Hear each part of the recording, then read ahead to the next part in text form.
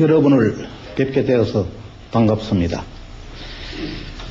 유창한 표준어를 못하고 경상도 사투리를 하게 되는 촌사람임을 용서해 주시기 바랍니다.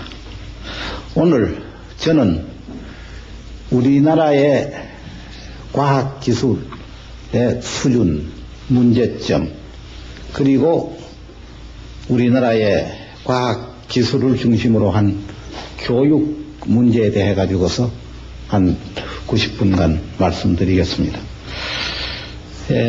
말이 처음에는 이렇게 천천히 하다가 조금 강의가 진행되게 되면 굉장히 말이 빨라지는 점을 먼저 우선 양해를 구합니다. 수일 전 미국 시애틀에서 열렸던 아시아 태평양 정상회담이 있었을 때, 그때 우리 김 대통령과 그리고 클린턴 미국 대통령 그리고 호소카와 일본 총리가 아마 나란히 앉아 있는 사진을 보고서 흐뭇한 감정을 느끼게 된 것은 아마 저 하나만이 아닐 줄 믿습니다. 그러나 한편 우리도 미국이나 일본만큼 경제가, 기술이 발전되었더라면 얼마나 좋을까 하는 아쉬움을 저는 그 사진을 보고 느꼈습니다. 세계 질서는요, 이제 정치 이념보다 경제력에 의하여 재편되고 있고, 그리고 또 경제에서도 천연자원보다는 부가가치를 높이는 기술이 경제를 주도하는 때가 되었습니다. 돌이켜보면 1945년 우리는 광복을 맞이하고, 그리고 또 1950년에 동족 상잔의 수랄인 경험을 했습니다. 그때 우리들이 경제에서의 위치는 1인당 연 국민소득 80불, 1962년부터 5개년 경제계획이 시작이 됐습니다. 그리고서 우리는 지난 30년 동안 정말로 우리는 열심히 일했습니다. 이제 우리는 후진국에서부터 중진국의 상위권 정도로 경제적으로는 부상하는 그런 기적을 만든 셈입니다. 그러면 오늘 여러분과 함께 이 시점에서 우리의 위치를 한번 되돌아보고, 우리의 민족성을 또 되돌아보고, 그리고 우리가 해야 될 일들을 한번 생각해 보겠습니다. 우선 우리의 민족성을 보통 얘기할 때 은근과 끈기라는 어느 선배가 그렇게 얘기한 일이 있습니다. 저는 봤을 때 우리의 민족성은 핵심이 진취적 기상이다 라고 그렇게 저는 말씀을 드리겠습니다. 왜 진취적이냐 하는 것을 우리 역사적으로 조금 한번 살펴보겠습니다. 인류의 발상지는 아프리카라고 보고 있습니다. 지금부터 약 250만 년 내지 300만 년 전에 인류 학자들에 의한다면 첫 번 우리와 비슷한 사람의 유골을 거기서 발견했다고 되어 있습니다. 그러면 대개는요, 보수적인 사람들은 자기 고향에 자기 조상들이 하는 일을 따라서 고향에 머무르게 됩니다.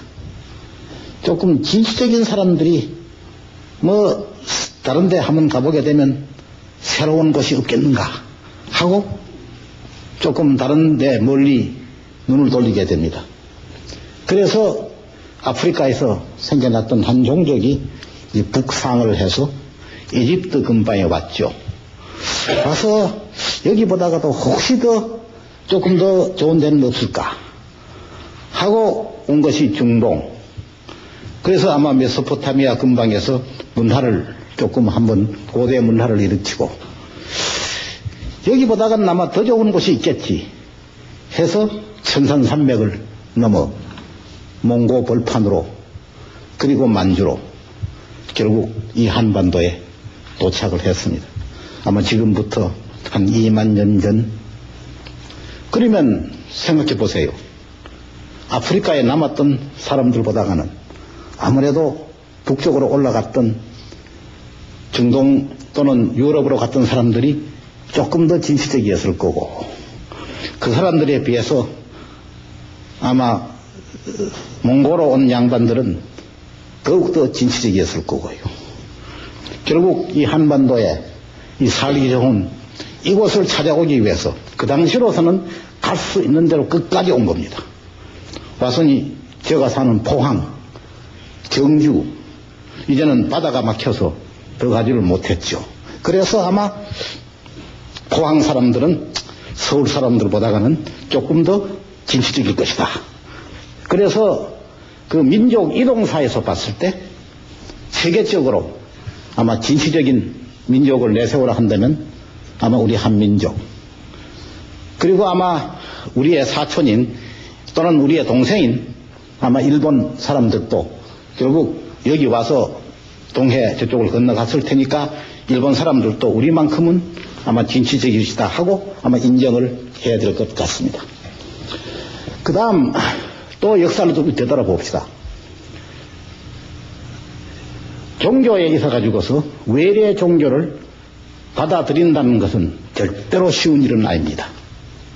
그런데 우리가 신라시대 샤머니즘에서부터 더 발전된 종교인 불교가 들어왔을 때 서슴없이 우리는 물론 이차돈의 죽음과 같은 언제나 저항은 있게 마련이지만 우리는 불교를 수입해서 그리고 우리들의 불교 문화를 길렀습니다.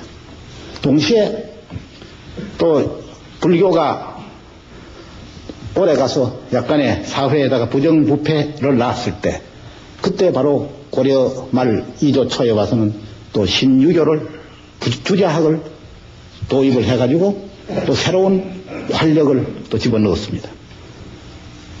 2조 말에 와서는 또 주자학이 또 예론이다 해가지고서 한 종교가 또는 한 사상이 오래가게 되면은 일회의 문제를 낳게 됩니다.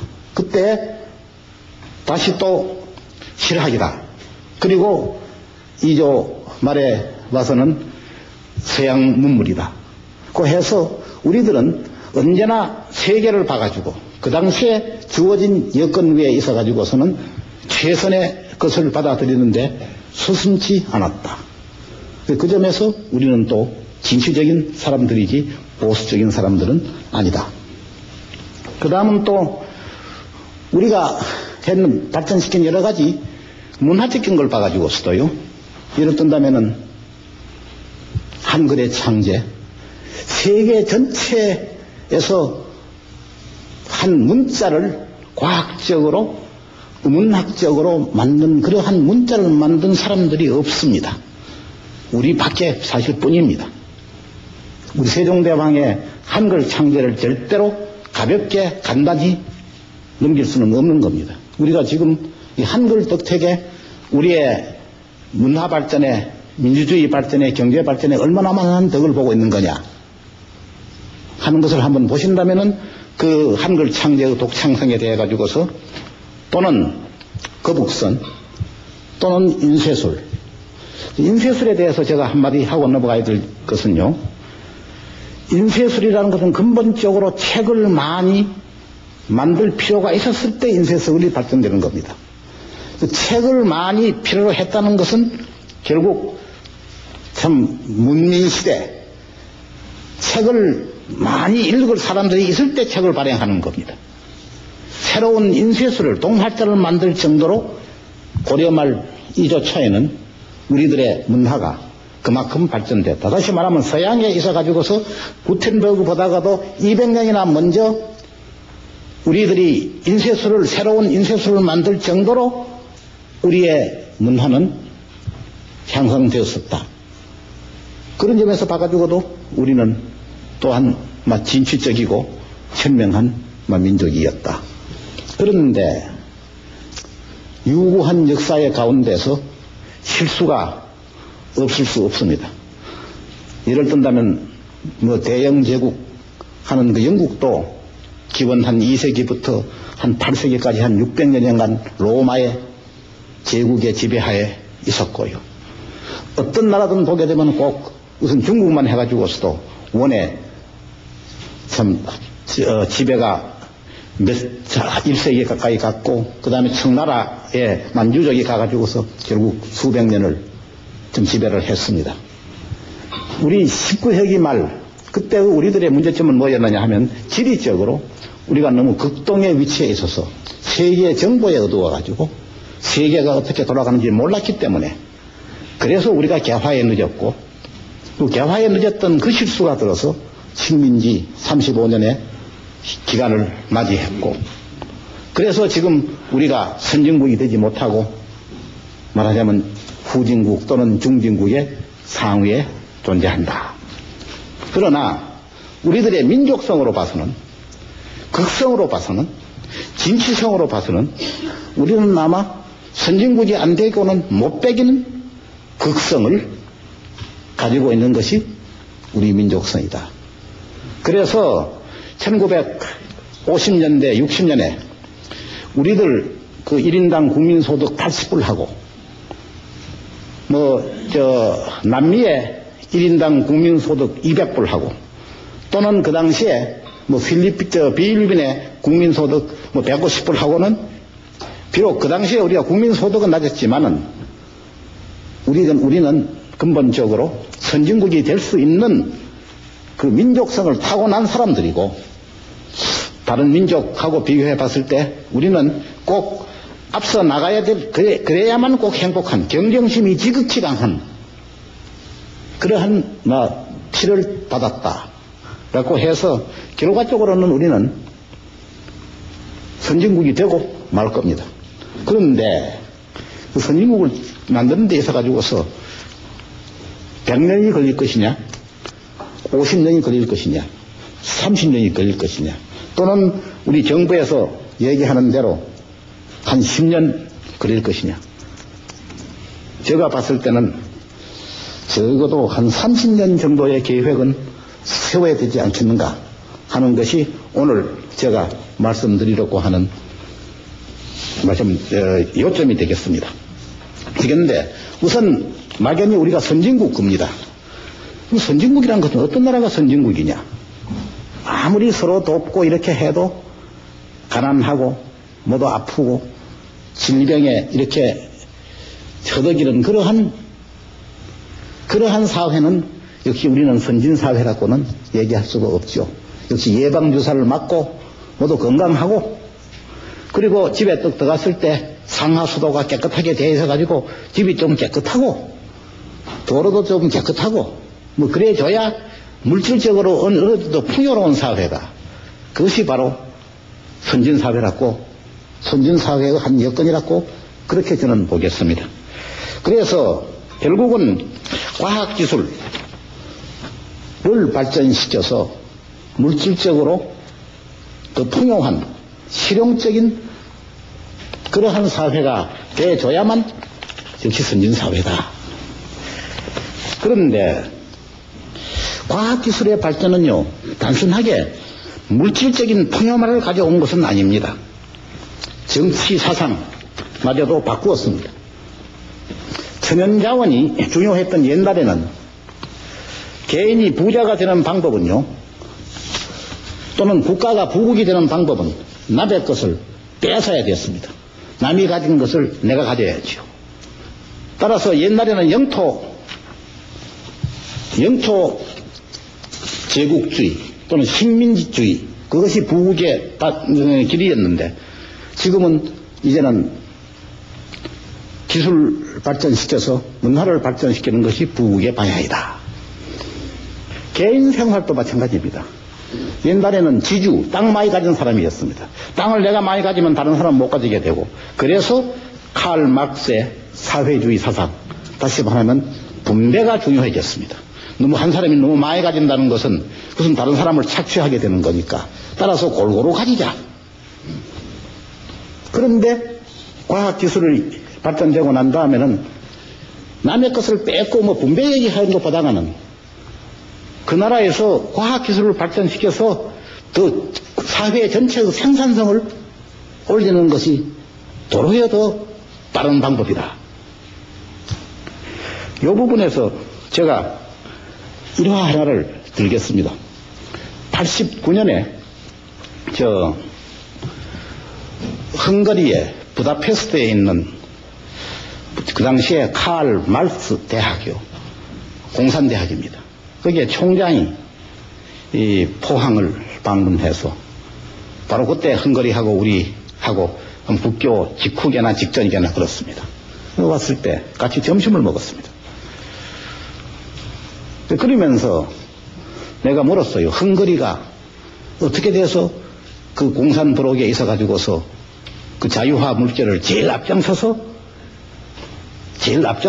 그렇게 좀 유도했느냐. 그랬더니 그 양반이 하는 말이 한국 때문에 그렇다라고 자기는 본다. 근데 깜짝 놀라서 한국이 어떻게 됐단 말이냐. 그리고 이 사람은 저보고 하는 얘기가 1945년 시점에 있어가지고서는 헝가리는 노벨상 수상자도 배출했고 유명한 철학자, 음악가 다 배출하고 말하자면 구라파에 있어가지고도 자기들은 선진국이었다. 그런데 한국은 1945년 시점에 있어가지고서는 후진국 중에서 후진국이 아니었느냐. 그리고서 수십 년 동안 참 폐쇄된 사회에서 항상 한국은 거지 가난한 나라로 선정이 돼 있었고 자기네하고 비슷한 제도였던 북한은 잘 사는 나라로 선정이 돼 있었는데 88 올림픽 때문에 텔레비가 헝가리에 앉아가지고 텔레비를 척 봤더니 이것은 웬일이냐? 그 후진 있었던 한국은 헝가리 자기네들의 선진이라고 하는 헝가리보다가 훨씬 더 잘 싸게 됐다 이거죠. 뭔가 이거 뭐가 문제냐 봤더니 결국은 개방. 한국이 잘한 게 뭐냐? 부정부패 가운데서 군사 독재도 있었고 여러 가지가 있었지만은 핵심이 뭐냐 하면은 자유하고 개방하고. 그러면 우리도 그거 해야 될 거 아니냐. 그래서 그 소리를 들으니까 그럴듯하게 일단은 아마 수긍이 갑시다. 결국은 그 다음에는 이제 소련이 붕괴되고 그래 놓고 봤더니 결국은 사회주의라는 것이 분배를 굉장히 중요시 하다 보니까 관료화가 되고 아직도 그 공정한 분배는 말하자면 사회 정의에 있어 기본입니다. 근데 분배 문제에다가 너무 신경 쓰다 보니까 전체가 다 가난하게 되더라.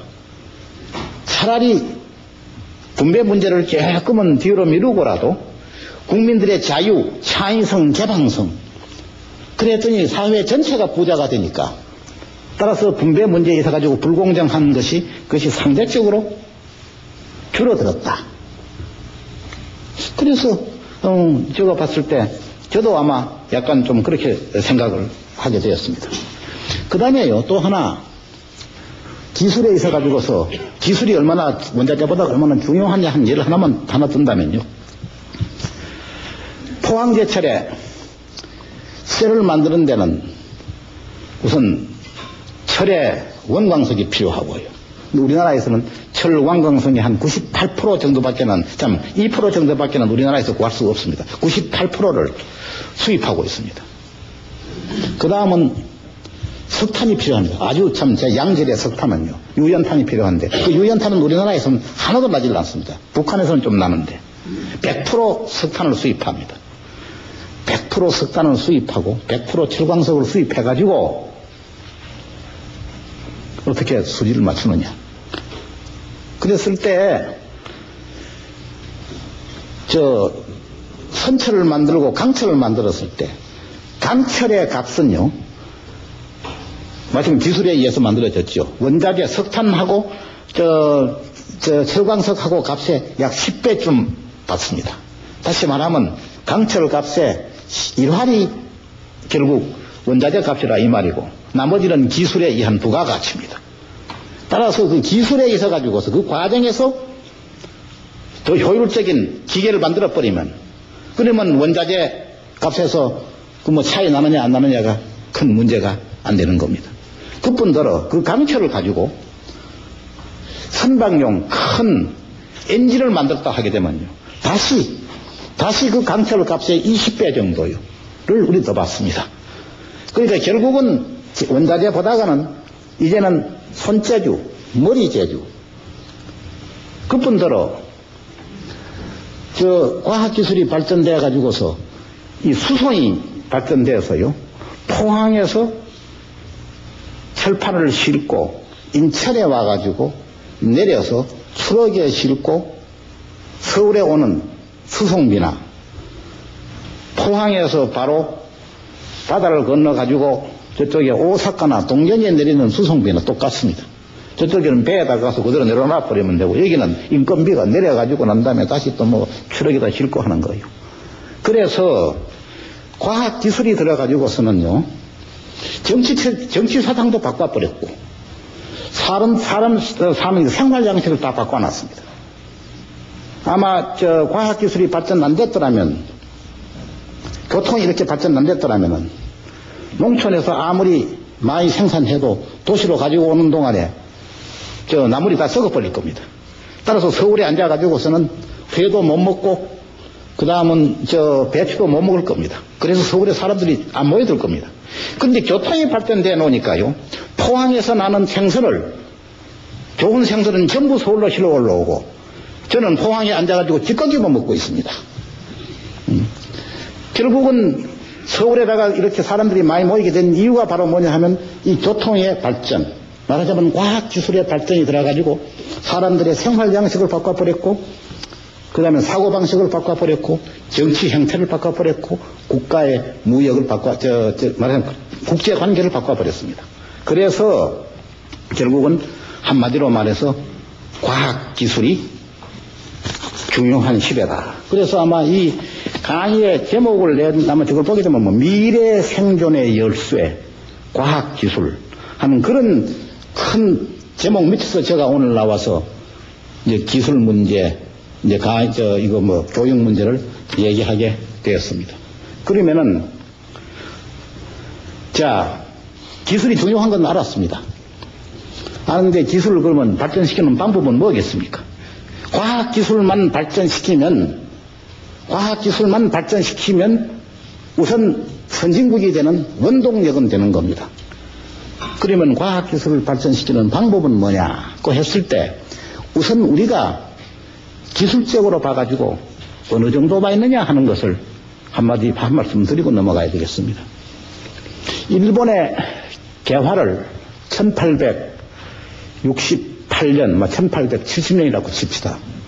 그러면 일본은 개화한 지 지금부터 한 120년 정도가 됐고요. 영국은 아마 산업혁명부터 따져야 되겠죠. 아마 1780년, 약 200년이 이제 영국이 현대화의 시작을 보겠습니다.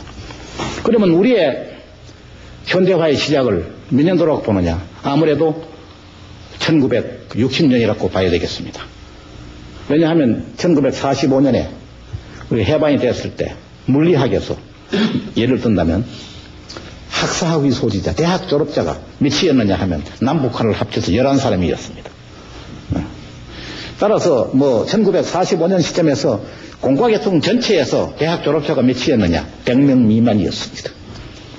그러니까 1945년을 우리가 잡을 수도, 그다음부터 50년에 우리가 아까 말씀드린 대로 6.25 동란이 있었죠. 그래서 결국 아마 1960년부터다 했을 때 우리의 현대화는 이제 30여 년 됐습니다. 30여 년 동안에요, 후진국에서 중진국을 만든 예는 전 세계에 우리밖에 뿐입니다. 말하자면 우리가 극성인 사람들이기 때문에 그렇습니다. 그래서 이대로 가게 되면 곧 우리가 선진국이 되지 않겠느냐 하는 얘기를 하게끔 아마 된 상황입니다.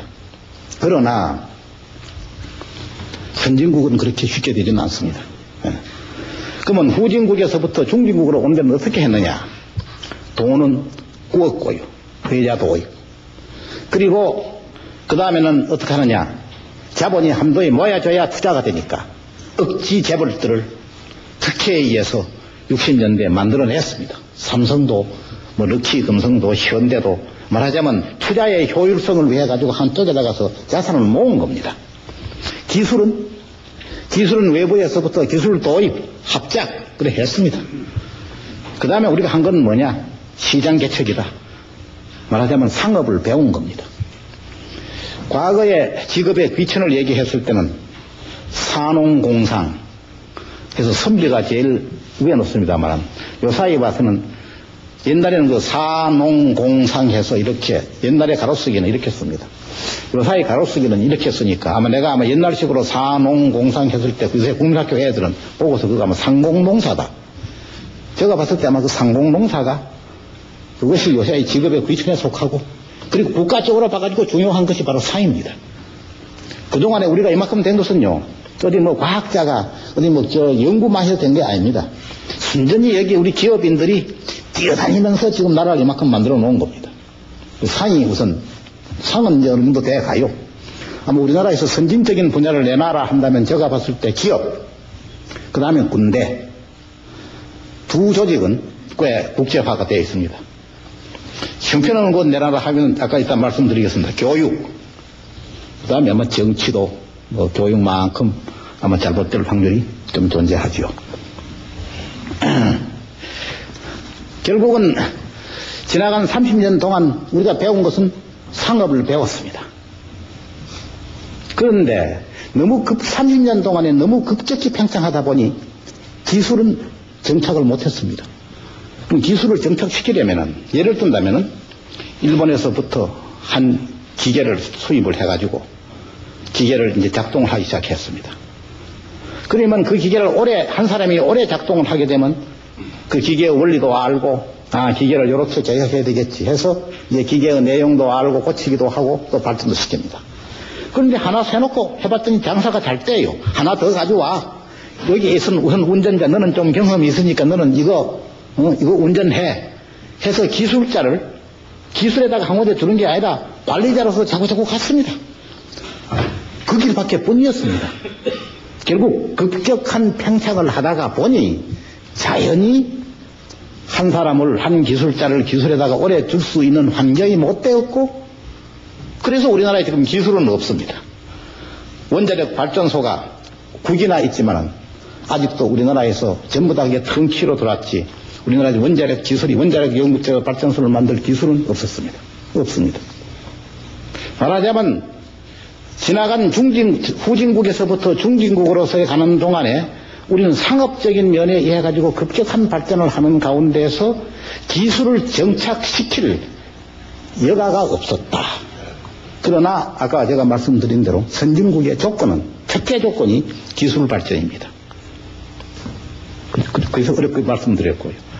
그 다음에는 아마 또 하나는 설령 한 기술이 급격하게 팽창하지 않았다고 칩시다. 기계가 들어왔을 때, 근데 그 기계의 기술자가 기초교육을 조금 받아가지고서 그 원리를 모방을 하고 원리를 파악할 수 있는 기초 실력이 있어줘야 됩니다. 근데 바로 우리나라의 교육이 1945년부터 지금까지 교육이 또 급격한 팽창을 하는 가운데서 교육의 질하고는 먼 그러한 학위를 양산시켜 놔서 대학 졸업자의 실력을 갖지는 못했습니다.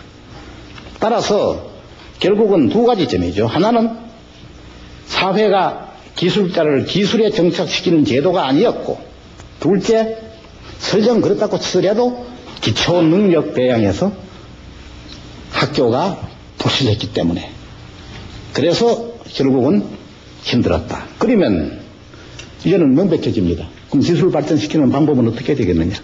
첫째, 교육을 제대로 해서 남의 물건을 턱 봤을 때는 모방하고 소화하고 이해하고 그 다음엔 창출할 수 있는 그 기초 능력을 가진 사람을 학교 교육에서 길러줘야만 되겠죠.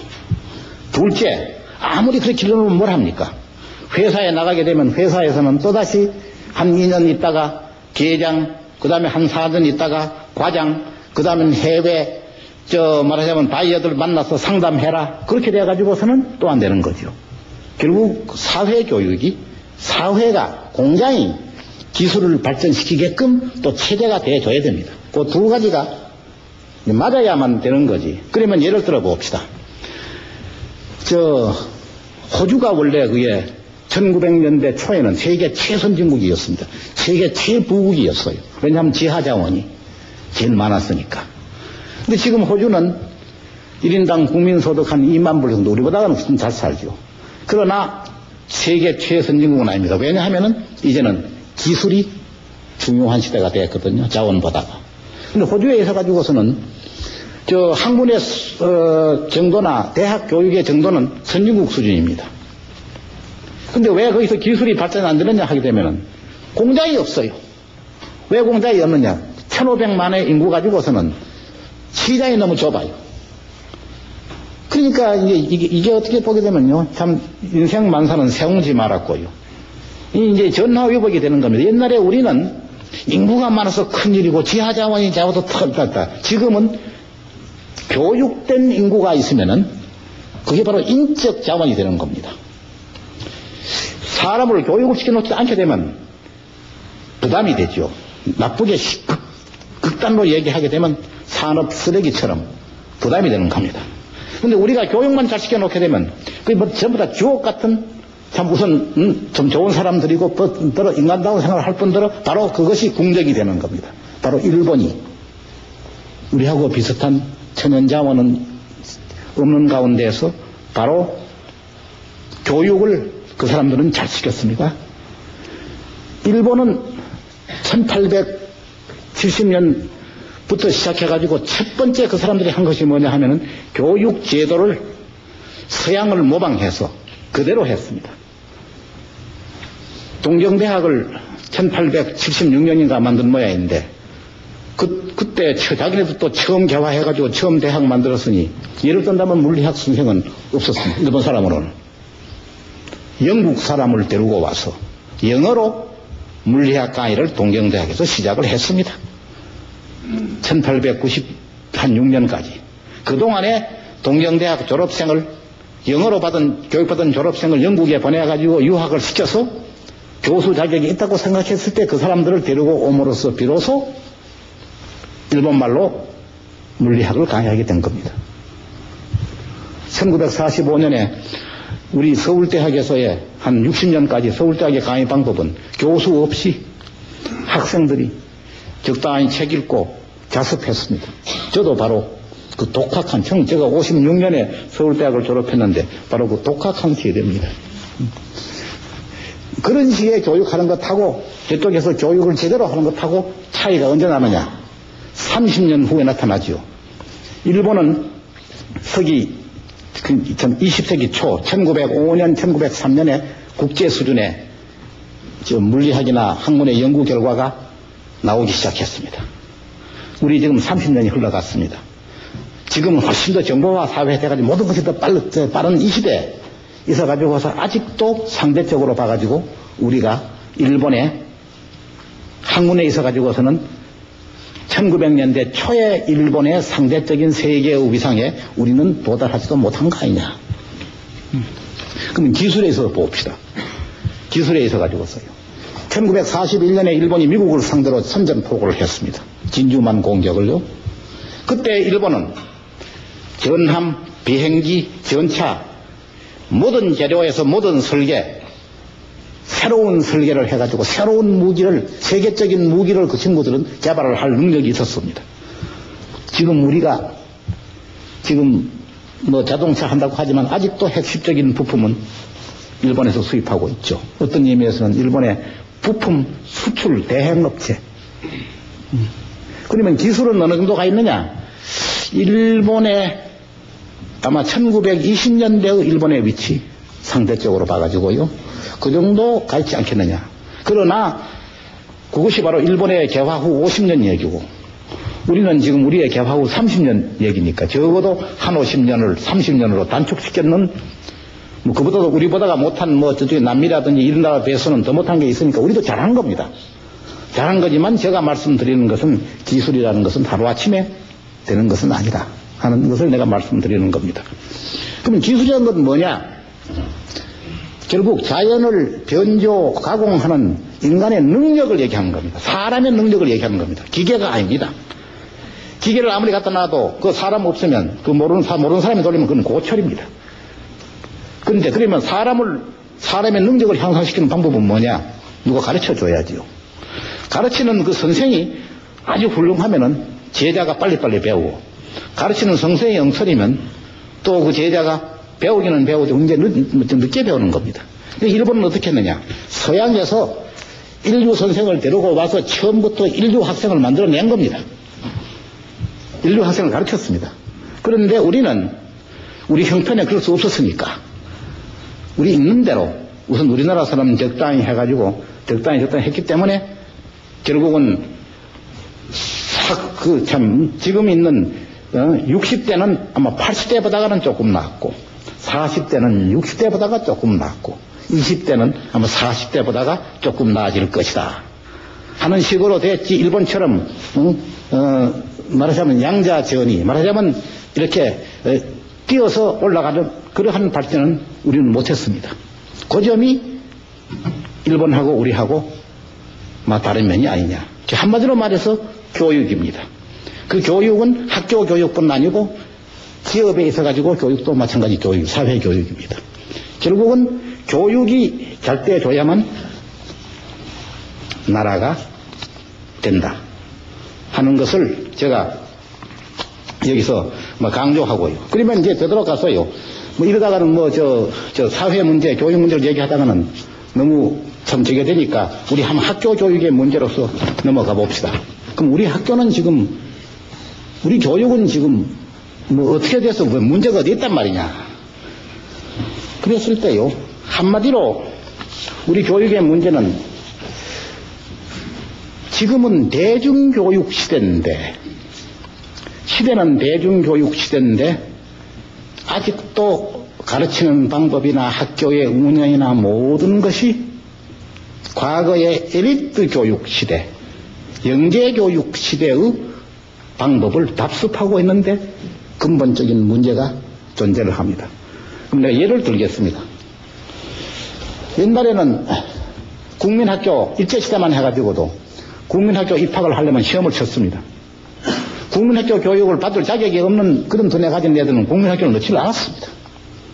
그 다음에는 1학년에서 2학년에 올라갈 때는 낙제시켜서 대학시키고, 따라서 국민학교 졸업을 턱 했을 때는 그건 국민학교 교육을 받을 수 있는 자격을 가진 사람을 갖다 놓고 거기에 맞춰서 교육을 시킨 겁니다. 그러면 중학교는 더 힘들고 대학은 더 힘들고, 그래서 마지막 대학 졸업한 사람은 바로 엘리트다 하고 사회에서 큰 소리 치는 겁니다. 의무교육 시대가 됐습니다. 모든 사람이 다 국민학교를 갑니다. 거기는 머리 좋은 사람도 있고 또 머리 나쁜 사람도 있고 또 지진아도 있고 말하자면 영재도 있고요. 그러면 교육을 어떻게 해야 되겠습니까? 하나를 가지고 해서는 안 됩니다. 영재를 표준으로 하게 되면은 지진아가 손해를 보고, 지진아를 표준으로 하게 되면 바로 영재가 손해를 보는 겁니다. 그래서 그러면 미국은 어떻게 하는 거냐? 분반을 하고 개성교육을 합니다. 제가 미국에서 애들 3남매를 길렀고요. 그 다음은 또 제가 안동 사범학교를 나왔기 때문에 그 국민학교 중고등학교, 게다가 또 제가 대학 고학을 할 때 또 중학교 선생을 좀 해봤고요. 그래서 저 교육에 대해서 꽤 관심이 많습니다. 많은데 그럼 미국에서는 어떻게 하는 거냐 하게 되면은 결국 한 30명 학생이 있으면은 한 반에다가 30명 다 섞어놨습니다. 그러나 공부 잘하는 애 6사람 한 팀, 그보다 조금 못하는 애 한 팀, 교과서가 없습니다. 국민학교 교재가요. 선생님이 봐가지고 얘에게는 이 교재 갖다 주고, 이 사람들에게는 이 교재 갖다 주고, 저 사람들에게는 저 교재 갖다 줍니다. 한 반에 넣어놨지만은 가르치는 것은 똑같지 않습니다. 산수 같은 것은요, 그건 완전히 다르고, 그 다음에는 이제 같이 가르칠 게 있습니다. 일단 국어 영어다 하게 되면요, 그거는 다 같이 가르칩니다. 그러니까 지도를 말하자면 개별적인 지도를 하는 겁니다. 그래서 영재는 영재로 기르고, 그 다음은 보통 사람은 보통 애들로 기르는 겁니다. 왜냐하면 교재가 없으니까. 정해진 교재가 없고, 교재가 있다면 다양한 교재입니다. 우리는 뭐겠습니까? 우리가 만드는 교재라는 것은 말하자면 영재에 필요한 교재나 안 그러면 우수한 애들을 위주로 한 가지 교재입니다. 그것을 모든 학생에다가 다 적용하고 있습니다.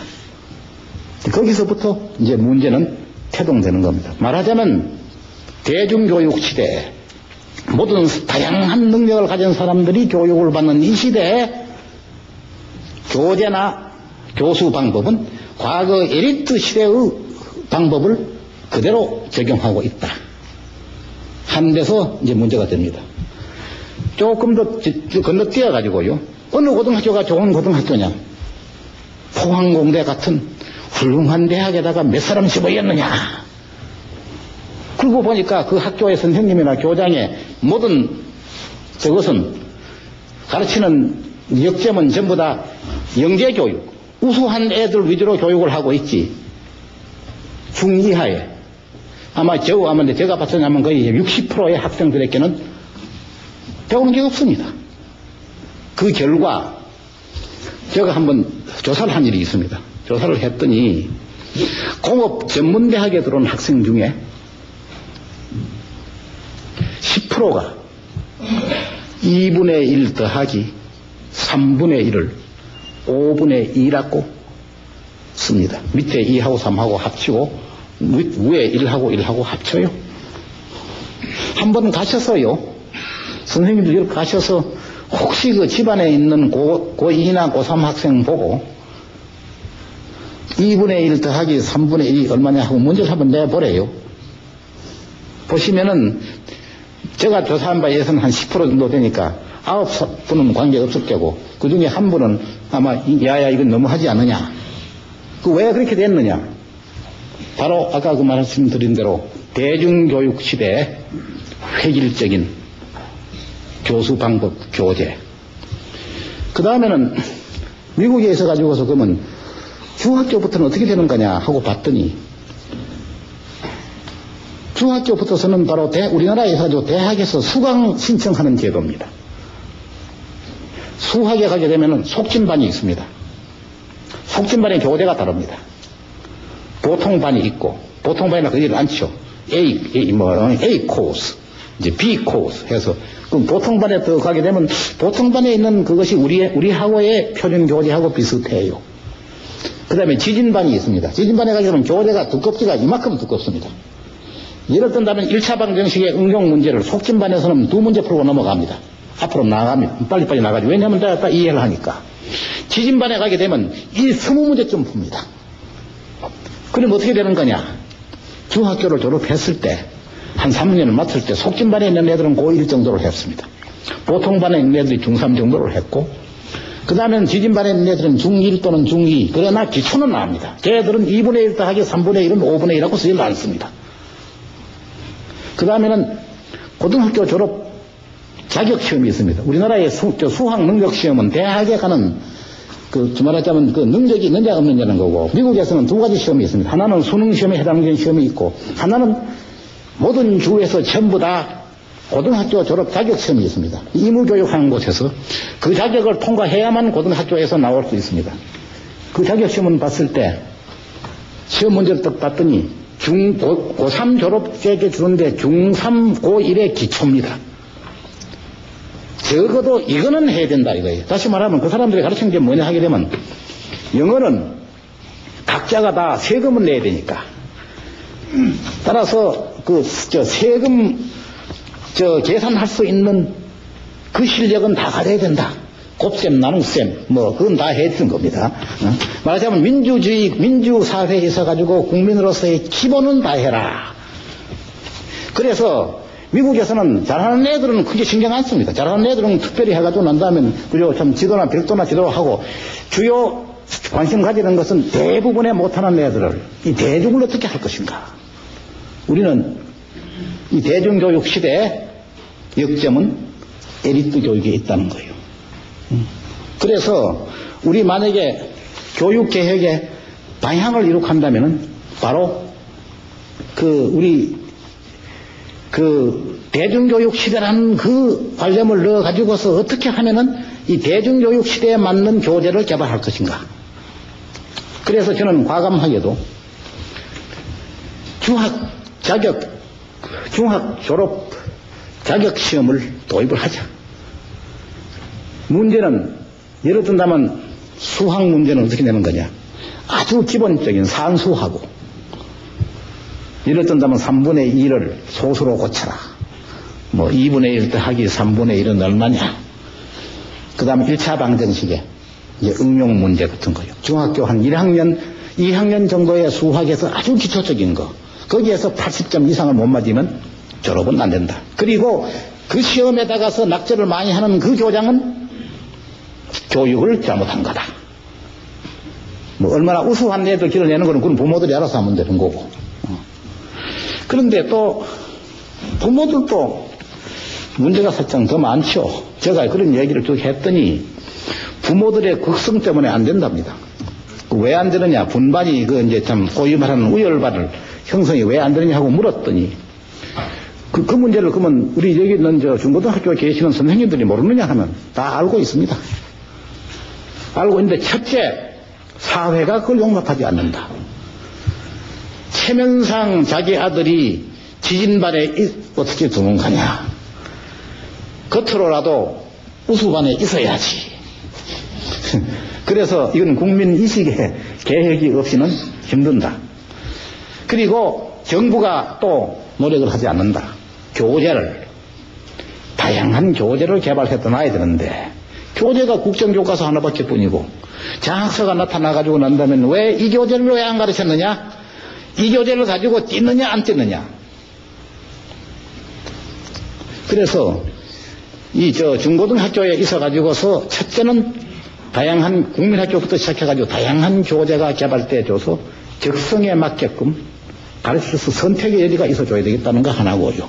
그 다음에는 소위 교육학자들이 이해해가지고 또는 부모들에 의해서 전인교육이다. 이게 또 이제 문제를 많이 낳았습니다. 음악도 해야 되고 미술도 해야 되고 태권도도 해야 되고 그래서 그만 국민학교 애들이 조금 더 개미의 생활에 대해서 좀 궁금하고 꽃에 식물에 자라나는 게 궁금하고 하게 되면 또 여기 계시는 또 부모님들이 걔를 데리고 태권도장에 데려가고 미술 교육을 시켜버리고 음악교 피아노 치고 결국 과학기술자 될 애들을 전부 이상하게도 전인교육 한다 하면서 부모 간에 싸움 해가면서 결국은 애들을 이상하게 만들어버린 그것이 현재 우리나라의 또 부모들의 극성입니다. 그 다음은 대학 입학시험에 왜 음악이 주어지고 왜 미술이 주어지는지를 난 전혀 이해 못합니다. 세계에 그런 나라가 우리나라밖에 뿐입니다. 저는 음악에서 음치입니다. 그 대신 바둑은 잘 둡니다. 저 정서는 바둑 두면서 농담하면서 저 정서가 그렇게 나쁘진 않은 사람 농담도 잘하고요. 시도 좋아하고. 그런데 아마 내가 요사이 태어났더라면은 아마 그 싫어하는 음악을 듣기 위해서 아마 내 어머니가 나를 데리고 강남에서부터 강북으로 가고 아마 야단했을 겁니다. 그러다가 저는 좀 성질이 좀 반항 기질이 있기 때문에 아마 문제아로서 저는 아마 달려갈 확률이 굉장히 많았을 겁니다. 미국은 봤더니요. 중학교 1학년부터 음악 미술은 선택입니다. 그러면 필수 과목은 뭐냐? 자기네 국어, 영어입니다. 적어도 세금 내는 통지서 그 문장은 반드시 이해를 해야 되니까. 그 다음에는 산수, 수학이 꼭 필수입니다. 나머지는 알아서 하는 겁니다. 적성에 맞춰서. 공작하는 애는 공작하고, 음악하는 애는 음악하고. 그런데 하나 놀라운 것은요, 미국에 와 있는 우리 교포들, 그 집에 가보기 좀 피아노 없는 집이 없고, 우리 교포 자녀처럼 좀 피아노 잘하는 사람은 없어요. 따라서 미국에 있는 학예회가 이렇게 가보게 되면은 피아노 치는 것은 전부 다 한국 교포 자녀들입니다. 극성은 좋은데 그 대신 부모가 원하는 사람을 기르는 거지 애가 소질을 가지고 있는 그 소질적으로 나가는 교육을 하고 있지 않는데 문제가 되지 않느냐. 그래서 한 번쯤 우리 이 대중교육 시대에 맞춰 가지고서는 교육에 대해 가지고 한 번쯤은 근본적으로 우리가 생각을 한번 달리 한번 해봐야 되겠다 하는 걸 말씀드리고, 그 다음은 내가 공업전문대학 학장을 포항공대 학장하기 전에 한 1년 반 했기 때문에 그때 내 경험 가지고 내가 말씀드린다면 전문대학 교육부터 지금 우리는 조금 말을 빌렸다면 엉망입니다. 왜냐하면은 공업전문대학의 교과서 문제인데요. 지금 제도 문제가 아닙니다. 교과서 문제인데. 공업전문대학의 교과서는 인문 고등학교에서 미적분까지를 한 학생들을 기준으로 해서 책을 편찬했습니다. 그리고 2년 동안에 예를 든다면 전자공학과를 졸업시키는데 공업전문대학의 1학년 1학기 교재가 서울대학의 2학년 1학기 교재하고 같습니다. 다 같이 전자공학 인문. 그런데 고등학교에서야 미적분을 가르쳤죠. 그걸 잘하는 학생들은 대부분이 4년제 대학으로 가버렸어요. 그뿐더러 공업고등학교에는 미적분을 가르치질 않습니다. 근데 이번에도 우리 교육부에서 나온 안 보게 되면 공고 출신으로서 동일계 진학일 때는 30%까지는 특혜 입학을 시켜라. 제대로 하려면요, 공업전문대학의 교재는 공고 출신이 미적분 안 배운 애들이 배울 수 있고 이해할 수 있는 교재를 만들어 놔야 되는 겁니다. 그 다음에 어떻게 하는 거냐. 인문고등학교 출신들이 공업전문대학 왔을 때는 시험 쳐봐가지고 미적분을 아는 애들은 하지 말아라. 뭘 해? 실습이 안 했잖아요. 공고 출신에 비해서. 가서 실습을 시켜가지고 그동안에 실습을 시키고 얘들은 이제 그 미적분을 배우고 따라올 때까지 맞춰서 해야 되는 겁니다. 그러니까 결국 한마디로 말해서 공업전문대학 2년 교육은요, 정규 4년 대학을 압축시켜 놓은 영재교육기관입니다. 속진교육입니다. 그것이 현실입니다. 그 다음은 아까도 내가 말씀드렸지만은 대중교육 시대에 우수 학생 위주로 하다가 보니까 또는 중상에 있는 애들은 어떤 희생을 당했느냐 하면 영어만 해가지고도 대학 영어 교재를 읽을 수 없는 애들입니다. 그러면 공업전문대학에서는 중학교 1학년 애들 모른다면 중학교 1학년 영부터 새로 가르쳐야 되는 겁니다. 근데 또 획일화 다 영재교육입니다. 대학 교재 그대로 갖다 놓고 그래서 한번 수학에 대해서 한번 초창기에 한번 시험을 치렀더니 최고가 40점, 평균이 8점. 그런데도 불구하고 난 다음에는 또 그 교수는 또 거기다가 또 학점을 주려고 그래요. 우리나라가 지금 그렇습니다. 그래서요, 이 교육에 있어가지고서 이 내부, 다시 말하면 중고등학교에 있어가지고서의 선생님들이 학생들을 얼마나 정말로 참 자기 아들처럼 생각하면서 돌보고 있느냐 하는 그 내용을 파악하지 않고서는 차라리 중고등학교에 보내는 것보다 집에 두는 게 더 낫고요. 아주 공부 잘하거든 보냈어요. 아주 공부를 잘하지 않거들랑 차라리 그러면 집에서 부모가 조금 더 관심 가지고 독학시키는 것이 더 나을지도 모르겠습니다. 좀 심한 말씀 드려서 조금 미안합니다만은. 그럼 전문대학은 그렇고요. 그 다음은 제가 있는 대학 교육으로 가봅시다. 우리나라에 지금 100수십 개의 대학이 있습니다. 전부 다 영재교육 기관입니다. 다시 말하면 세칭 최일류 대학이나 세칭 삼류 대학이나 똑같은 교재로 똑같은 것을 가르치고 모두 다 대학 졸업자로서 똑같은 대접을 받기를 요청하는 겁니다. 그럼 영국을 봅시다.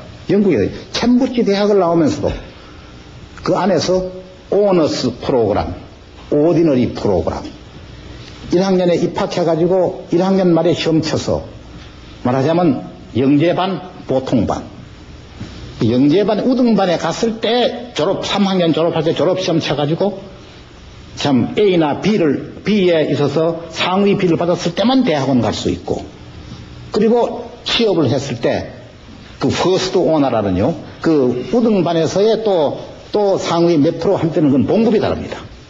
대학 졸업자라고 해서 똑같이 취급하지 않아요. 우리는 대학 졸업자는 똑같은 봉급을 줘야 됩니다. 그러니까 기업에서 턱 봤을 때 이왕 똑같은 봉급 줄 바에야 되도록이면 좋은 학생 구하자. 따라서 그것도 또 획일입니다. 게다가 또 지금까지는요, 우리 회사에서 뭐 좋은 학생이 필요 없었습니다. 대학 졸업자가 사실상 필요도 없었어요. 왜냐하면 아까 내가 말씀드린 대로 기술자를 필요로 한 게 아니라 영어나 일어로 된 설명서를 읽을 수 있는 사람만 있으면은 갖다 놓고 그 다음에 기계 가지고 났을 때 그 설명서 보고 그대로 한 번쯤 조립해가지고 돌려서 되면은 그 되는 겁니다. 그래 놓고 봤더니 세칭 인류대학이라는 사람들이 고등학교 때 공부를 좀 잘해가지고 영어를 좀 더 잘하고 일어가 좀 더 나은 겁니다. 그래서 세칭 인류대학이 좋은 겁니다. 다시 말하면 삼류대학의 전자과 출신보다가는 차라리 인류대학의 국문과 출신을 채용한다. 기술자로. 내가 물었어요. 왜 그러냐고. 그랬더니 삼류대학의 전자과 출신은 영어로 된 설명서를 번역해주는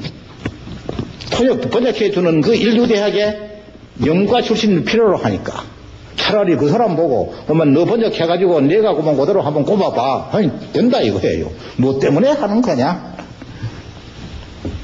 그래서요 결국 지금까지는 그랬습니다. 그러나 이제 우리가 중진국까지는 그게 가능했어요.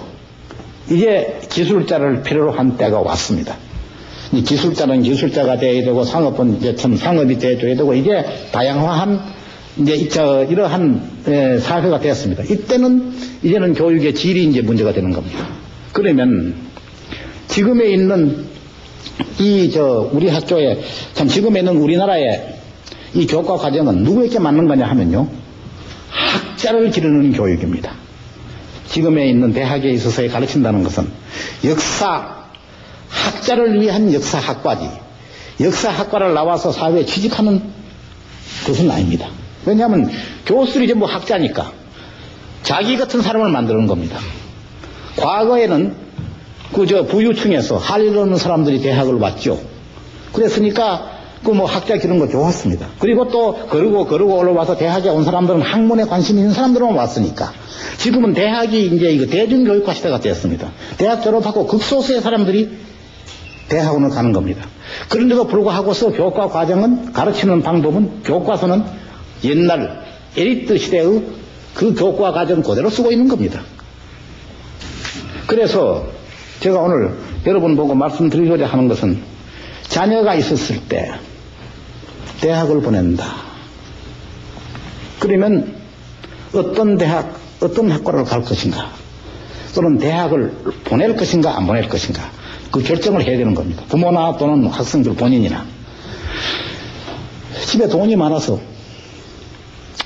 취직보다는 무조건 어디 가서 교제를 하든지 교양을 하든지 무조건 너는 대학을 가거라 한다면 그 학생이 들어갈 수 있는 학과 아무 곳이나 택해서 넣으면 되는 겁니다. 여튼간에 대학 가서 친구도 좀 사귈 거고 관계가 없죠. 그러나 졸업 후에 취업을 생각한다면은 그러면 이제 문제는 굉장히 복잡해집니다. 대학을 가서 잘못 대학을 졸업시키게 되면 취업이 안 됩니다. 왜냐하면 대학을 졸업 맞고서는 대학 안 간 사람이 하는 직장을 안 가지라고 할 테니까. 그 다음에 대학 졸업하고 한 직장에서 가서 봤을 때는 곤란하고 하는 직장이 굉장히 많습니다. 어느 학과를 할래? 따라서 지금은 되게 풍조가 뭐냐 하면은 무조건 들어가고 보자. 그리고 졸업을 했더니 거의 다 취직업이 되더라. 과거입니다. 앞으로는 무조건 들어가면 보자.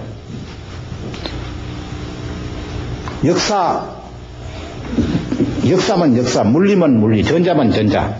그랬을 때 그 사회에서 지금 어떤 분야의 사람을 요청을 하는 거냐. 그래서 내 집안에도 집에 어른이 좀 큰 집에 주손들 애니까 대학을 시켜야 되지 않겠느냐. 저보고 장학금을 좀 내놔라.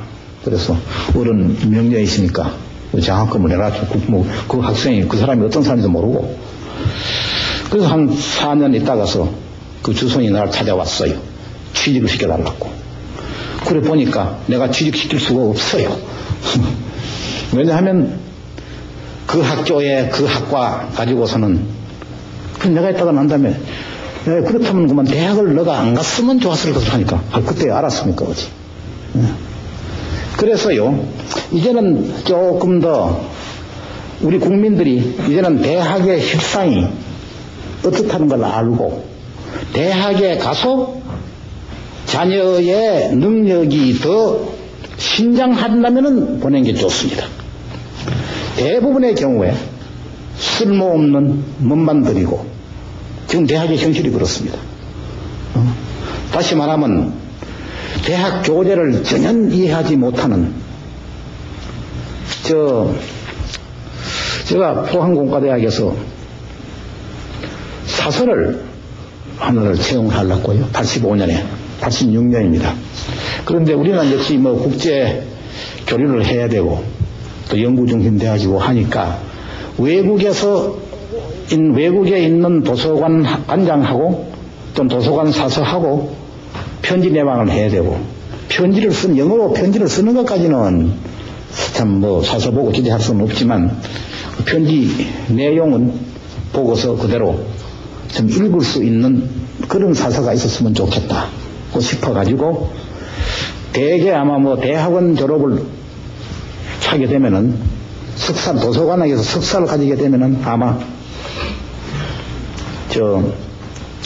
영어는 읽을 수는 있겠지 싶어서 그래서 제가 직접 시험을 쳤습니다. 시험이란 것은 뭐 간단하게 오십시오 해놓고 난 다음에는 뭐 도서에 대해서는 난 모르니까 그래서 내가 이제 문제를 내기를요 간단합니다. 영어로 하면 여기서 아마 중학교 한 2학년 영어만 하신 분이면 다 이해할 수 있는 The room in which I work 그대로 하게 되면 관계대명사 하나 딱 읽고요. 내가 일하는 방 그렇습니다. 그래서 내가 물었더니 대학원 모대학에 석사를 마친 사람이 두 사람을 주체했더니 나는 그 방에서 일한다. 두 분이 다 나는 그 방에서 일한다. 이건 영어의 기본을요. 다시 말하면 관계대명사의 기본을 중학교 2학년 때 안 한 겁니다. 그 양반이 어떻게 해서 대학원 석사를 나왔는지를 내가 몰라요. 그래서 지금에 있는 사서과정을 구하느라고 서울 와가지고 뒤지고 해서 그래서 한 분을 내가 모셔가지고 갔습니다. 그때 내 느끼는 건데 그 다음에 이제 사서 며칠 소위 전문대학 나오게 되면 준사서입니다. 그런데 뭐 도서 분류 법에 대해서는 조금 압니다. 그런데 한자를 전혀 교육을 안 받아가지고서 동서 분류를 하려고 하는데 책 이름을 모르는 겁니다. 우선 하는 일이 뭐냐 하면 옥편 찾아서 그 한자 하는 겁니다. 그 다음에는 어떻게 하는 거냐. 영어 단어를 몰라가지고 책 이름을 모르는 겁니다. 따라서 우선은 영han사전 들고 와가지고 우선 영어 단어 찾고 있어요. 그런 대학 교육, 그러한 중고등학교 교육은 이제는 우리가 그만둘 때가 됐죠. 그러면 대학이 어떻게 돼야 되느냐 하면요. 우리나라에 100여 개 대학이 있다면은 지금 있는 대학 교과과정에 맞는 대학이 있습니다.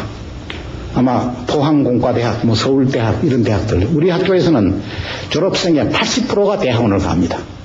그리고 20%도 대부분은 취업할 나갔을 때 영국에 돈으로 가요.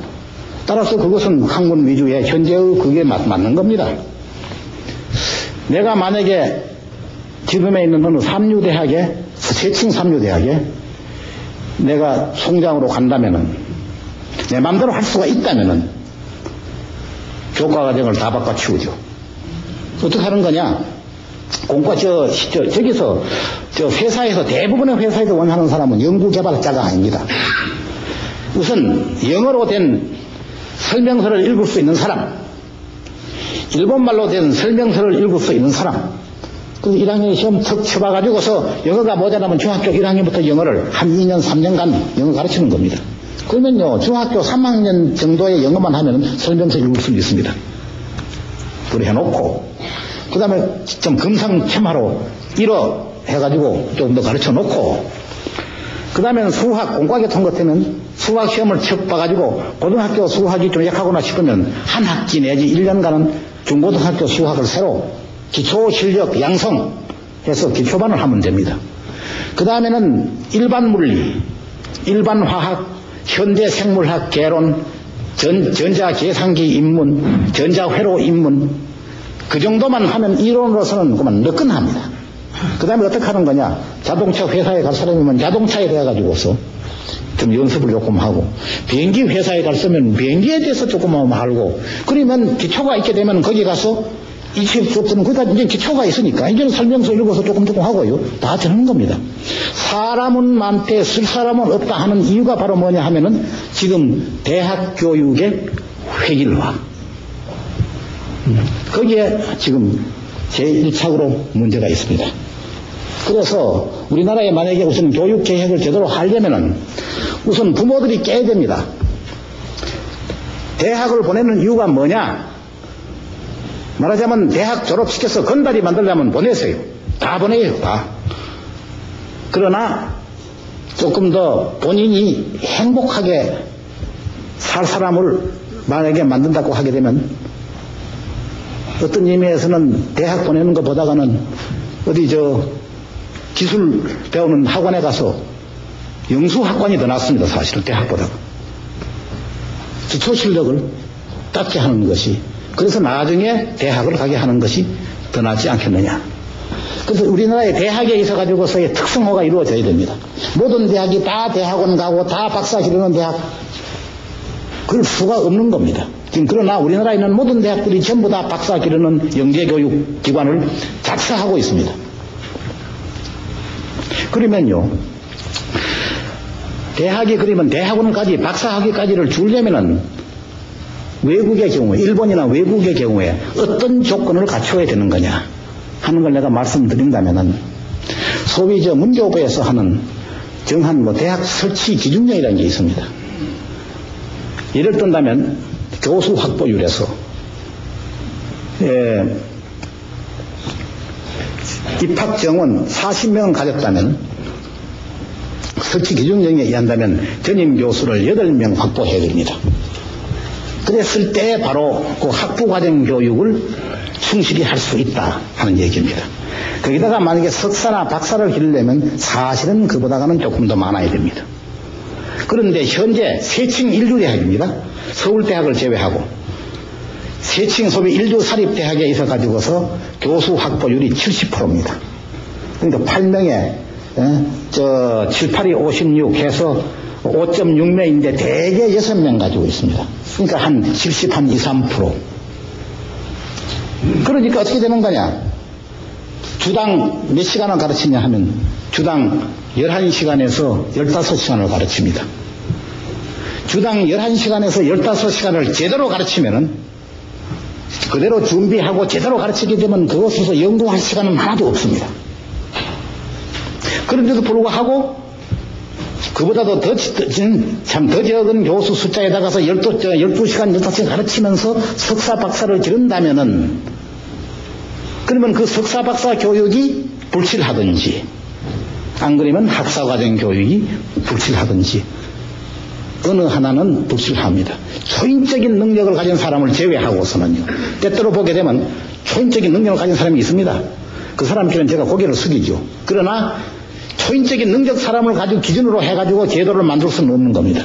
제도라는 것은 평균 사람들이 다 할 수 있는 그런 제도를 만들어 놔야죠. 그래서 결국은 대학 교육을 제대로 하려면은 우선은 만약에 박사학위까지를 준다고 한다면은 교수 확보율에서 교육부에서 정한 설치 기준령 이상으로 해야 되는 겁니다. 그러다가 보니까 우리나라에 가서 사립학교에서 남을 학교가 이과대학이나 한 걸 제외하고요. 공과계통에 있어가지고서는 포항공대 하나밖에 뿐입니다. 국립에서는 서울대학 하나가 남고요. 나머지는 전부 다 미달입니다. 그러니까 교육부에서 어떻게 하는 거냐. 70% 이상이면 우수한 학교라고 하자. 그러면 미국 사람이나 일본 사람은 바보게요. 쓸데없이 왜 그렇게 교수를 많이 확보해 놨겠습니까? 그래서 우선 그 교수 확보율, 다시 말하면요, 시설 하지만도 시설은 없어서는 곤란하죠. 2차적인 겁니다. 지금 아마 안동을 가시게 되면요, 지금 있는 도산서원은 퇴계 선생 계실 때보다는 건물은 훨씬 더 좋은 건물입니다. 퇴계 선생이 안 계시니 그 도산서원은 지금은 관광코스입니다. 그 공부하는 곳이 아닙니다. 퇴계 선생이 만약에 지금 계셔가지고서 청량산 속에 앉아 계신다고 쳤을 때도 아마 거기는 영재들이 모여들 겁니다. 대학이라는 것은 교수가 훌륭한 학자, 훌륭한 교수가 있는 그것이 바로 훌륭한 대학입니다. 대학인데 모두들 다 우리가 과거에 가난할 그때의 생각을 해가지고 사람은 많이 있다고 보고 교수는 다 있다고 보고 결국은 집만 있으면 시설만 있으면 자꾸 시설입니다. 정부 보고 돈 달라 그게 되면 집 지을 수 있는 돈은 줍니다. 그 대신 교수 확보 다 한다 하면 그거는 좀 곤란한데 하는 식으로 되고 있죠. 그래서 우선 대학에 있어 가지고서 만약에 석박사까지를 기른다고 한다면은 교수 확보율, 그 다음에 교수의 질을 올려야만 우리가 선진화에 가까이 갈 수 있다. 교육에서 엉터리 불실 졸업생을 내게 되면요, 누가 손해보는 거냐 하면 기업이 손해보는 겁니다. 예를 든다면 우리나라에서 인류기업이 미국에 있는 인류기업하고 지금 경쟁을 하는데 미국에서 신입사원의 능력하고 우리나라에 있어서의 인류기업에서 신입사원의 능력하고 그 능력이 차이가 났을 때는 손해 누가 보겠습니까? 바로 기업의 국제 경쟁력에서 제일 첫 번째 부닥치는 문제가 바로 인력의 불실 인력을 가지고 있다. 근데 기업이요, 입사시켜가지고서 교육을 시키는데 정신교육을 시킬 수는 있어요. 극기훈련이다 뭐 해가지고 한 2, 3개월 하는데, 그러나 역시 교육은 전문가가 해야 되기 때문에 기술교육, 기초교육은 그 사람들이 할 능력을 가지고 있지 못한 겁니다.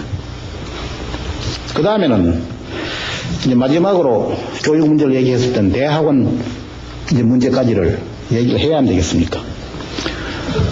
우리나라에 있어가지고서 가장 취약한 부분이 뭐냐 하면은 대학 교육하고 대학원 교육입니다. 교육부 산하에, 과학기술원을 제외하고 교육부 산하에 포항공대가 생기기 전까지는 소위 국제 수준의 대학원인 교육을 하는 학교가 어디 있었냐면 없었습니다. 서울대학이 포항공대 생긴 이후에 서울대학이 급격하게 대학원이 발전을 했습니다. 그때까지는 어떻게 했는 거냐? 서울대학은 그만하면 됐다. 이제는 그 돈을 나누어 가지고 지방에 있는 국립대학을 더 발전시킬 때다. 그런데 국제 경쟁을 할 수 있는 정도가 됐을 때는 그 생각이 맞는 얘기죠. 적은 돈 가지고서 만나게 이렇게 나누어 가지고서는 그건 어느 한 대학도 안 되는 겁니다. 그래서 1980년대까지 우리나라의 대학 졸업생들이 전부 다 외국으로 갔죠. 바로 외국에서 박사 학위를 따가지고 오는데, 근데 거기에 문제가 있습니다. 외국 박사가요. 외국 박사는 바로 외부에 그 나라의 학문이 완전히 국정이 없는 것 같지만은 사실은 국정이 있습니다. 그 나라에 예를 들자면 인구 문제다 했을 때, 사회 문제다 했을 때 그 나라에서 미국의 사회학자는 미국의 사회 문제를 해결하는 학자고 거기다가 논문을 쓰고, 한국의 사회학자는 한국의 사회 문제를 연구하는 논문을 쓰는 겁니다. 게다가 또 미국 가서 대학원까지를 다니고 박사학위 가려는 동안에 가족 데리고 가가지고 미국 사고방식을 배워가지고 옵니다. 또 한국 돌아와서는 50평 아파트가 아니면 작게 보이고, 그래서 지금 우리나라의 지금 아파트의 크기가 일본보다는 훨씬 더 크면서도 아직도 우리 젊은 교수들이 불평하는 이유가 바로 미국에서 아파트는 더 컸으니까. 그래서 지금까지 대학원 교육을 외국에다가 맡겨놨기 때문에, 그래서 우리나라의 기업이 그 사람들을 데리고 와서 한국화 시키는데 또 몇 년이 걸렸습니다. 그래서 대학원 교육을 이래 두고 선진국이 어느 나라가 선진이냐? 대학원 교육을 이렇게 두고 선진된 나라는 세계에 하나도 없습니다. 한국 사람들의 아마 독창력 때문에 아마 대학원 교육을 이렇게 두고도 우리나라가 선진이 만약에 한 20년 후에 된다면은 우리나라를 교육을 연구한 우리나라 사람을 연구하는 박사학위 소리자가 아마 1000명은 나올 겁니다. 세계가 전부 다 여기 와가지고 그 돈 안 들이고 어떻게 선진국 만들어, 교육에서 돈 안 들이고 어떻게 선진국 만드느냐 하고 얘기할 겁니다. 그뿐더러요, 대학원 교육을 제대로 시키려면은 또 그리고 또 대학원 교육이 왜 필요하냐 하면은 연구자가 박사나 석사를 마치고 나갔을 때 연구하는 습성이 배어 있어야 됩니다. 예를 들자면 저는 이제 학장 노릇을 몇 년 하다 보니까 이제 다시 물리학 연구하라 그러면 못합니다. 첫째는 젊은 사람만큼 내가 정력이 없고, 둘째 돌아다니면서 이러는 강연에 한 버릇이 들어가지고 앉아서 차곡하게 그 물리학의 문제를 밤낮없이 생각할 수 있는 버릇을 그만 잃어버렸어요. 그리고 또 그게 재미가 있어야 됩니다. 재미는 연구를 해보는 것도 재미를 느끼는 겁니다. 잡념 없이요. 그러려면 어떻게 하는 거냐. 학자를 기르려면, 연구자를 기르려면 대학원 과정에서 대부분을 기숙사에 집어넣고 그저 학교 집, 학교 방 하고 붙들어 놔야 되고요. 둘째, 연구만 생각하게끔 한 2, 3년을 해놔야 됩니다. 그러면 이제 버릇이더라고요. 연구만 하게 되면 뭔가 좀 더 저거 한 것 같고, 뭐 텔레비도 별로 보다도 우선 연구 그 문제가 자꾸 생각이 나야 되는 겁니다. 근데 우리는 지금 어떻게 하는 거냐. 대학원 학생 같은 데 가서 돈 안 줘요. 전부 다 나가서 서울에서 가정교사, 개인교수 하게 되면 한 달에 한 30만 원. 그럼 그걸로 먹고 살아라. 그래서 대학원 학생은 많습니다. 많은 대학에서 지금 교수 1인당 대학원 학생 수 10명, 20명 가지고 있습니다. 아마 교수의 학위 생산률은 한국이 세계 최고입니다. 그래서 되겠습니까? 그래서 이 포항공대 얘기를 조금은 하고 넘어가야 되겠습니다. 제가 포항대 선전하러 온 건 아닙니다만, 포항에 나가서 학교를 하나 하는 이유가 바로 뭐냐 하면은 서울에 그러한 잡균이 안 들어오는 곳이어야 된다. 서울에서 떼들어지면 멀어야 된다. 그래서 아마 자동차로 가게 되면 아마 제일 먼 것이 그게 포항입니다. 비행기가 있어도 왔다 갔다 해서 뭐 관계는 없지만은도요. 그렇고. 따라서 조금 더 한적한 곳에. 그 다음에는 교수들은 거의 미국에서 직수입했습니다. 서울에 가서 몇 년 살게 되면 안 내려올라 그래요. 서울에 나쁜 점을 다 배우니까. 한 번도 못 미쳐가지고 왔어요. 그래서 우선 갖다 놓고. 그 다음에 이제 연구비는 충분히 드리고 한번 해보십시오. 했는데 문제가 아직도 많이 있습니다. 왜냐하면 조금 유별난 대학이에요. 우리나라의 기준으로서는. 미국의 기준으로 봤을 때는 인류대학에 가깝다. 그런데 사회에서 상당한 저항이 있습니다.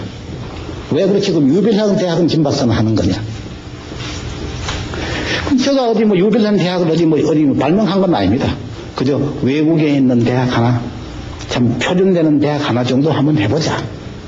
그래서 결국은 사회에서 하나의가 뭐가 발전하려면 전체 국민의 이해 밑에서, 그래서 조금 앞서 나갈 수 있지. 우리만 이렇게끔 나가려고 하니까 포항제철이 바로 그 국가 투자 기업체 아니겠습니까? 따라서 그 참 돈의 어떤 의미에서는 공익기금이고, 공익기금 가지고서 국내에 있는 대학보다가 훨씬 좋은 대학을 한다. 거기에서 오는 저항을 뿌리치려고 애를 쓰고 있는 중이라고 내가 여기서 말씀드리겠습니다. 다시 말하면 국민들의 우리 포항공대를 사랑해 주지 않은 한 모처럼 생긴 그 괜찮은 학교가 또 보통 학교로 될 가능성도 있다. 왜냐하면 우리나라에서는 평준화가 좋은 겁니다. 그래서 내가 농담을 한다면은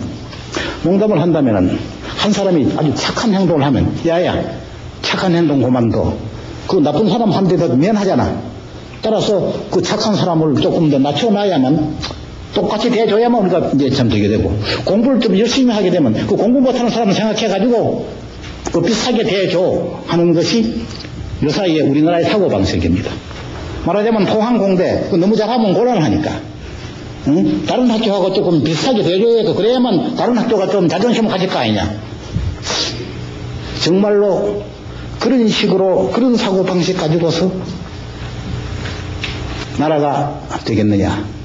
그래서 이제 결론으로서 지금 우리가 과학 기술 이 중요한 사회에 왔습니다.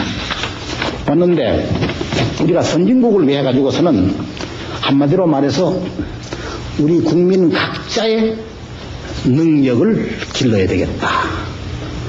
각자의 능력이라는 것은 각자의 개성을 최대한도로 발휘시키는 다양한 교육을 이렇게 해야 되겠다. 그래서 특히 유치원, 국민학교 다니는 부모님들께 제가 부탁하는 것은 억지로 미술, 음악, 피아노, 태권도 억지로 들어가지 마세요. 애들을 봐서 걔들이 뭘 좋아하느냐, 취미가 어디 있느냐 봐서 그 능력을 개발시켜 주시고, 그 다음에는 정부가 해야 될 일은 국민학교, 중고등학교, 대학에 있어 가지고서 국민은 각자의 능력에 맞는 교육을 할 수 있게끔 제도를 만드는 것. 다시 말하면 다양한 교재가 주어지고 그 다양한 교재를 가지고서 학생을 어떻게 지도할 것인가 하는 것에 대해 가지고서는 교장에게 따라서 최대 한도의 권한을 이양해주고, 그리고 정부가 하는 일은 그것을 도와주는 것. 그리고 교사들도 대중교육 시대를 생각해 가지고 대중교육을 하는 쪽으로 조금 더 관심을 이제 돌려야 될 거죠. 그 다음에는 대학 운영자나 대학 교수들은 근본적으로 반성을 해야 됩니다.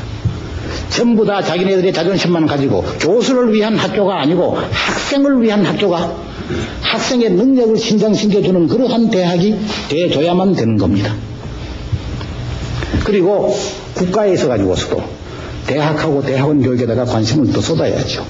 지금 교육부 예산에서 대학에다가 쏟는 돈이 금년에 9%인가 그렇습니다. 교육부 예산에서 91%가 중고등학교까지입니다. 대학생 1인당 국가에서 쓰는 돈이 국민학교 1인당 학생 1인당 국가에서 쓰는 돈보다 더 작은 돈을 쓰는 겁니다.